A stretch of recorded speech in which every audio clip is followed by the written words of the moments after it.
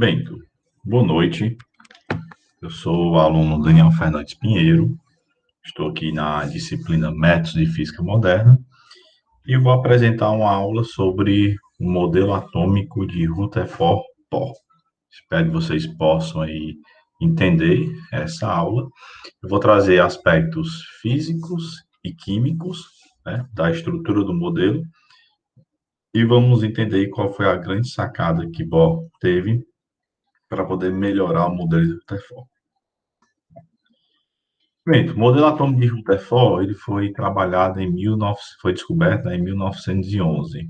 Antes do modelo de Rutherford, foram criados outros modelos, né, por outros cientistas, né? Então, Dalton criou um modelo, Thomson criou um modelo. O modelo de Rutherford foi exatamente depois de Thomson.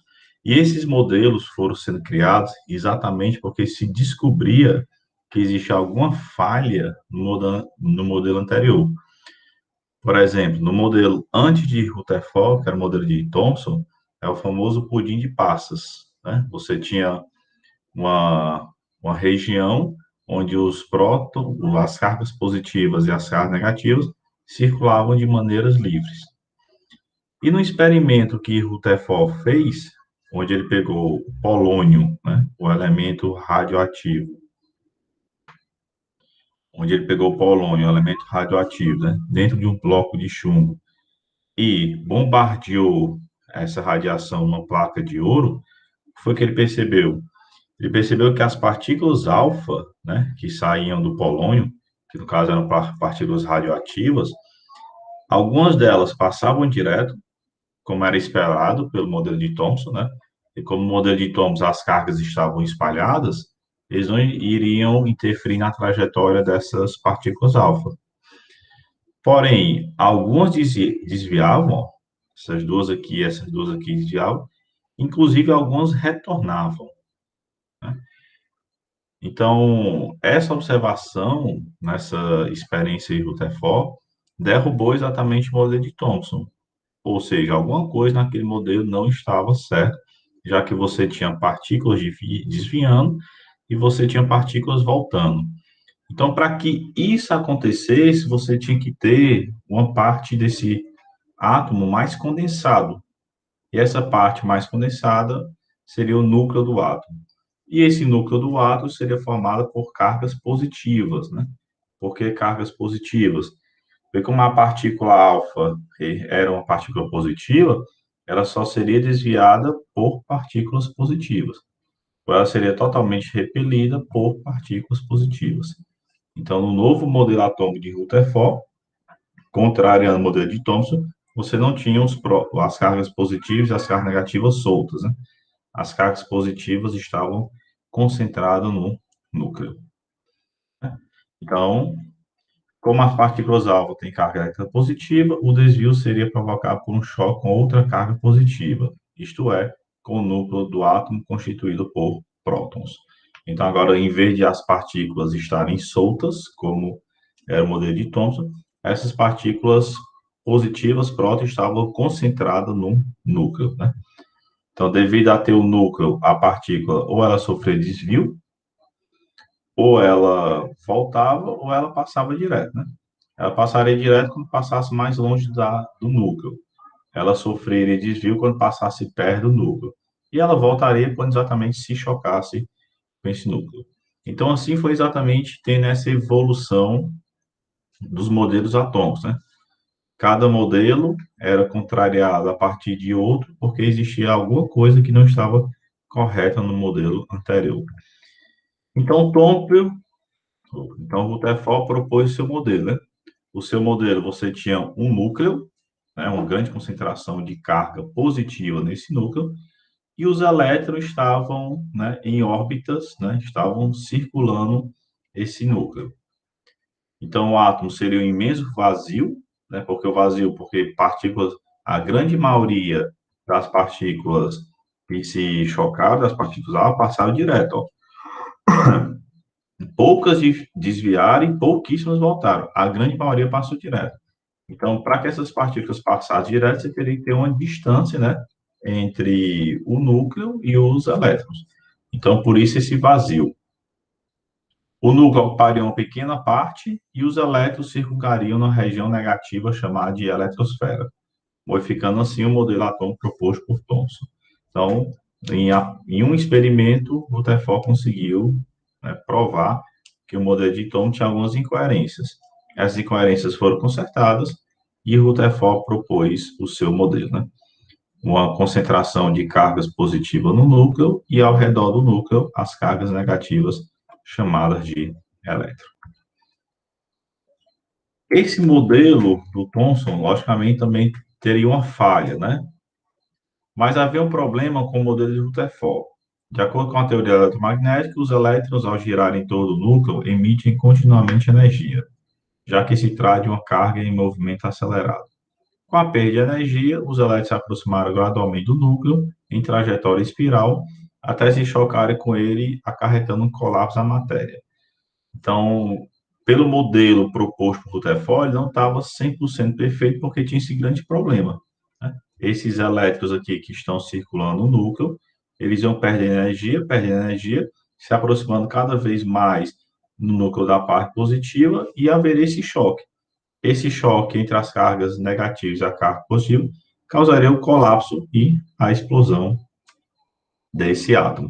Então, alguma coisa estava faltando aí para esse modelo ficar perfeito. Começa a questão da energia, né? Porque haveria esse colapso. Pelo modelo de Rutherford, o que acontece? No modelo de Rutherford, você tem os elétrons, né, circulando a uma certa distância do núcleo. Esses elétrons aí estão a uma distância r, né? Todos eles aqui, né, estão a mesma distância r em posições diferentes. Quem seria a energia, né? Por que aconteceria esse problema com a energia? Nós sabemos que a energia ela é dada pela energia cinética somada com a energia potencial, né? Eles têm energia cinética porque eles estão em movimento. E a energia potencial porque estão a uma certa distância do núcleo. Então, essa energia seria a energia cinética, mv ao quadrado, sobre 2.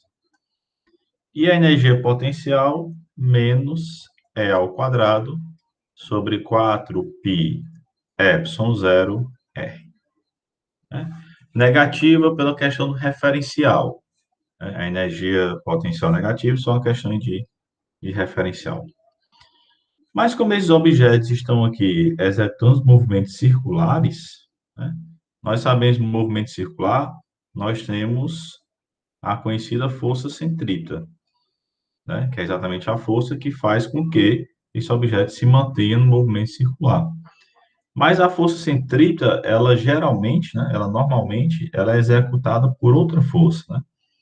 É outra força de natureza centrípeta que faz o papel dessa força centrípeta. Nesse caso, a força é a força elétrica, né? Porque o núcleo é positivo, o elétron é negativo, vai ter uma atração entre eles. Essa atração, a força elétrica, faz o papel da força centrípeta. Então, pelo movimento circular, nós temos que a força centrípeta é igual à força elétrica. Força centrípeta, mv ao quadrado sobre r. Esse r aqui nós já discutimos, né, que é a distância entre o elétron e o núcleo. E a força elétrica, que é ao quadrado, né, as cargas são E, né, são a mesma carga, 4π epsilon 0 r ao quadrado, né, que é a distância.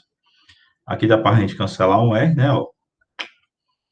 Esse R aqui vai embora com esse R aqui.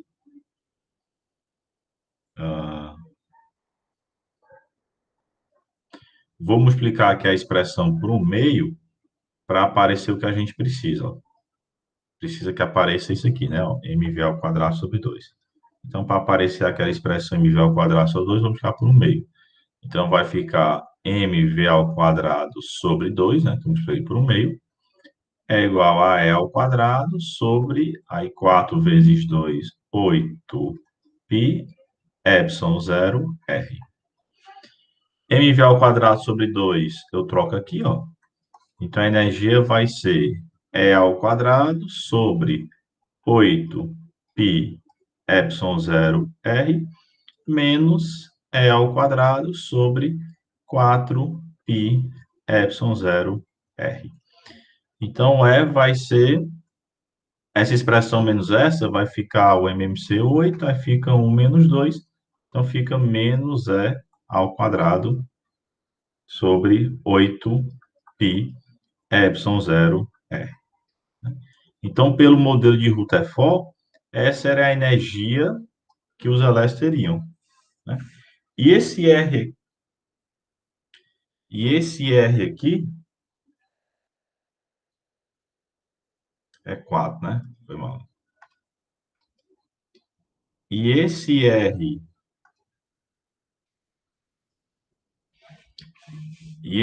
aqui, ó, ele pode ser qualquer R.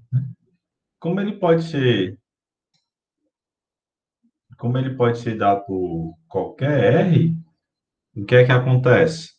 Acontece que essa energia, ela pode ser dada por qualquer valor, né? Então, o R pequeno, o R grande, esse R não tem pulsão. Então, era esse o problema, né, físico aí do modelo de Rutherford. Ele conseguiu melhorar o modelo de Thomson, mas ainda ficou alguns defeitos, principalmente essa questão da energia.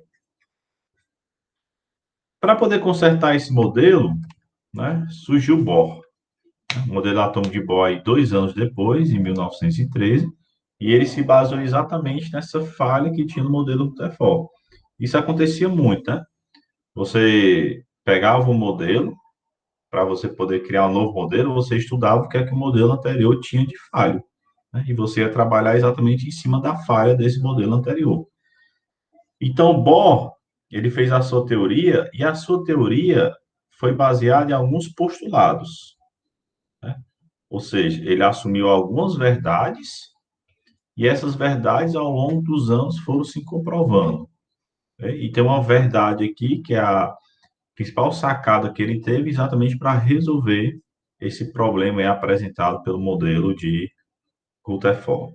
Mas os outros postulados foram: os elétrons descrevem órbitas circulares e estacionárias ao redor do núcleo, sem emitir nem absorver energia. Ou seja, agora os elétrons têm órbitas fixas, né? Diferente do modelo de Rutherford, que as órbitas não eram estacionárias, você teria órbitas em movimento. Aqui as órbitas são fixas, ó. Você vai ter a primeira órbita, a segunda, a terceira, a quarta, a quinta, até a oitava órbita, né? Então, são órbitas fixas. Essas órbitas são estáveis, ou seja, a quantidade de energias que tem nelas é a mesma. Então, ele não vai ficar perdendo energia, porque ele não vai ficar se aproximando do núcleo, né? O elétron, ele, nessa órbita, nessa primeira órbita, ele vai ter uma energia fixa. Nessa segunda órbita, outra energia. Nessa terceira órbita, outra energia. Então, as energias agora são quantizadas, né? Então, isso foi a grande sacada que Bohr teve. Cada órbita, os elétrons já têm sua energia quantizada. Ele não vai ficar ganhando nem perdendo na órbita. Ele pode ganhar, ele pode não, né? Ele ganha ou perde energia exatamente quando ele sai de uma órbita para outra, né? Então, quando o elétron salta de um nível interno para um nível mais externo, para poder fazer esse salto, né, ele absorve a energia, né, para sair de perto do núcleo, né? Então, quanto mais longe do núcleo o elétron vai tendo, ele vai ter que absorver a energia, né, para poder se afastar do núcleo. Então, como esses elétrons que estão perto do núcleo, eles têm uma alta energia, é mais difícil para que eles se afastem do núcleo, né? Os elétrons que estão na camada mais externa são mais fáceis de se soltarem do núcleo. Então, para sair de uma energia, de uma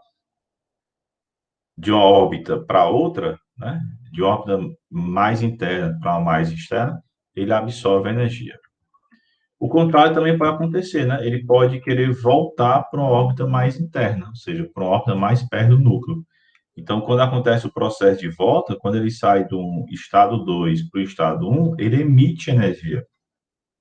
Essa emissão de energia é através da forma de luz, ou seja, o fóton, né? Forma de luz de cor bem definida ou radiação eletromagnética. Então, ao perder energia, ao sair de uma órbita mais externa para uma órbita mais interna, ou seja, mais próximo do núcleo, ele perde energia. Essa emissão de energia é através da forma de luz, né? Ele sai do estado excitado e vai para o estado fundamental. Mas a grande sacada de Bohr, exatamente para que aquele modelo de Thom, daquele modelo de Rutherford estivesse errado e ele consertasse, foi exatamente isso aqui. As órbitas estacionárias são aquelas nas quais o momento angular do elétron em torno do núcleo é igual ao múltiplo inteiro de h sobre 2π. Ou seja, o momento linear ele passa a ser quantizado, né? O momento linear é definido como n vezes um h cortado. Esse h cortado é exatamente a relação h sobre 2π. H é a constante de Planck, que já era conhecida na época, e o 2π exatamente para fazer essa quantização. Então, a grande sacada de Bohr para consertar o modelo Rutherford foi exatamente esse, foi fazer um momento linear quantizado. Quando ele faz um momento linear quantizado, ele consegue definir a energia, né? Vamos já fazer aqui o que ele fez. Isso aqui é um postulado, ou seja, assumiu como verdade. E os cientistas futuramente provaram que realmente isso aqui era verdade quando surgiu a dualidade partícula-onda. Ou seja, isso aqui só é verdade porque a, a luz ela tem a dualidade partícula-onda. Mas nessa época do Bohr, isso não se sabia, né? Então, ele admitiu que isso era verdade e futuramente foi comprovado que isso realmente era verdade. O momento angular, né, o L, ele é dado por mRV, né? A massa, o raio, que é a distância, a gente já viu, e a velocidade. Isso é igual a NH cortado, né? Nós acabamos de ver que quando a gente iguala a força, né, quando a gente iguala a força centrípeta, quando a gente iguala a força centrípeta à força elétrica, o que nós tivemos? A força centrípeta é mv ao quadrado sobre r, e a força elétrica é E ao quadrado sobre 4π epsilon 0 r ao quadrado. A gente cancelou o R, né? Nós fizemos aqui alguns slides anteriores.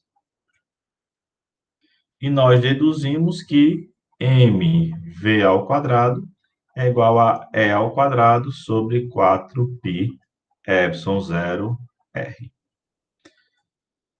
Para que apareça, né, a expressão que a gente quer aqui, eu vou multiplicar tudo aí por m, né? Vou multiplicar duas expressões por m e vai aparecer o que a gente precisa, ó. Multiplicando por m, fica m ao quadrado, v ao quadrado, né, é igual a m e ao quadrado sobre 4π epsilon 0 r. Elevando ao quadrado aqui, o momento angular, elevando ao quadrado aqui os dois membros, o momento angular, nós temos a expressão que nós precisamos. M ao quadrado, V ao quadrado, R ao quadrado, é igual a N ao quadrado, H cortado ao quadrado. MV ao quadrado, ó, tá aqui, né, ó. Então, MV ao quadrado é M E ao quadrado sobre 4π epsilon 0 R vezes R ao quadrado igual a N ao quadrado, H cortado ao quadrado. Esse R aqui vai embora, ó, com R ao quadrado. Então, nós passamos a ter agora um raio quantizado, ou seja, um raio N.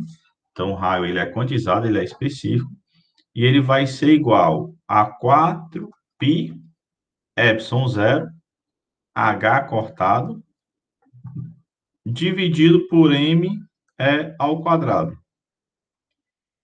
Devido a esse n ao quadrado, esse raio passa a ser quantizado, ou seja, agora ele é definido. Diferente de Rutherford, que esse R podia ser qualquer um, agora não. O R, ele é uma parcela do N, onde esse N é um número inteiro, ou seja, 1, 2, 3.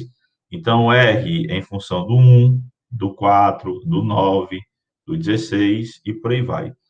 Essa expressão todinha, né, como aqui tudo é constante, essa expressão todinha aqui, a gente vai adotar como sendo um a zero, ou seja, o raio de Bohr, né? Essa expressão todinha aí, ela virou como sendo o raio de Bohr. Então, quer dizer que o Rn, ele passa a ser agora quantizado. Ele é um a zero n ao quadrado. Ou seja, o primeiro raio vai ser a zero vezes 1. O segundo raio vai ser 4 a zero. O terceiro raio vai ser 9 a zero. Então, agora os raios eles são definidos. Então, você não tem qualquer raio, né? Você tem agora um raio quantizado. Mas isso aqui, lembrando que só foi possível exatamente porque ele determinou que o momento angular é quantizado. E o momento angular é realmente quantizado porque existe a dualidade partícula-onda. Como a luz tem essa dualidade prova que o momento angular realmente é quantizado. Mas a grande sacada dele foi que na época não tinha essa relação, essa dualidade partícula-onda, né? Ele assumiu como verdade e hoje foi provado que realmente é verdade. E qual é a influência disso na energia? Nós acabamos de ver que a energia N é dada por essa relação, menos E ao quadrado sobre 4π epsilon zero R, só que agora é o Rn, né? A energia, se o raio está quantizado, a energia também está quantizada. Essa foi a relação que a gente viu com o Rutherford, né? Só botei aqui o N porque agora está quantizado. Então, com Bohr, essa energia passa a ser menos E0, E ao quadrado, 4π epsilon zero Rn, só que o Rn é quem? É A0 N ao quadrado. Toda essa expressão aqui é constante, né? A gente acabou de ver que o raio de Bohr é constante também. Então, toda essa expansão também é constante. Toda essa expressão aí você pode trocar pela quantização da energia de Higgs, né? Então, a N é menos a energia de Higgs sobre N ao quadrado. Então, a energia também passa a ser quantizada. Ou seja, a energia é 1 em relação, né? Higgs 1, ou 2 que seria 4, 3 seria 9. Então, a energia agora passa a ser um valor fixo. Então, isso quer dizer que ele não vai ficar perdendo energia até chegar e colapsar para o núcleo, né? Dependendo do nível que ele esteja, do nível estacionário que ele esteja, ele vai ter uma energia fixa para aquele nível. Esse RY, se você calcular essa energia, né, se você fizer esse cálculo aqui, esse RY, ele dá aproximadamente 13,6 elétron-volts. Ou seja, a energia de cada nível é igual a menos 13,6 dividido por N ao quadrado. Então, cada nível tem sua energia fixa. O nível 1 tem sua energia, o nível 2 tem sua energia, o nível 3 tem sua energia, e assim vai. Então, ele não vai ficar perdendo energia, né, girando ao redor do núcleo, até colapsar, porque as energias agora estão fixas. O nível que determinou foi exatamente isso aqui, né? Ó, as órbitas circulares, né? Então, aqui o nível é 1, aqui o N é 1, aqui o N é 2, aqui o N é 3, aqui o N é 4, e assim vai, né? Até o N igual a 8. E esses N, eles aparecem exatamente na relação. Então, agora, energias fixas, os elétrons não vão ficar perdendo energia até ela colapsar com o núcleo. Ok? Espero que vocês tenham gostado, tenham entendido aí como é que Rutherford e Bohr, né, fizeram as suas descobertas, aprimoraram as relações de seus átomos. Claro que o átomo de Bohr não é perfeito também, já vieram os outros através dele, mas, né, a cada descoberta que são feitos é exatamente para corrigir o que cientistas pensou anteriormente. Obrigado aí por ter assistido, um grande abraço e valeu!